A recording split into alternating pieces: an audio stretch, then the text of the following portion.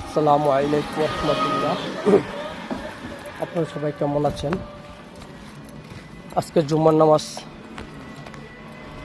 নামাজ পড়ছি আপনার দক্ষিণ রাজাসন কবরস্থান মসজিদে। আমার বাবা ওখানে শুয়ে আছে, ওখানে নামাজ পড়লাম। নামাজ পড়ে কবরটা জিয়ারত করে এখন ঢাকা উদ্দেশ্যে রওনা দিলাম। সকলে আমার জন্য দোয়া করবেন, যত আল্লাহ পাক যতকাল বেঁচে রাখে সবার সাথে মিলেমিশে সুন্দর আচর ব্যবহার করে চলাফেরা করতে পারি। আর সবাই দোয়া করবেন যেন 5 ওয়াক্ত নামাজ নিয়মিত জামাতের সাথে আদায় করতে পারি। এটুকু আল্লাহ পাকের কাছে আমার চাওয়া পাওয়া। আর শরীরটা সুস্থতা দান করুক, সবাই দোয়া করবেন।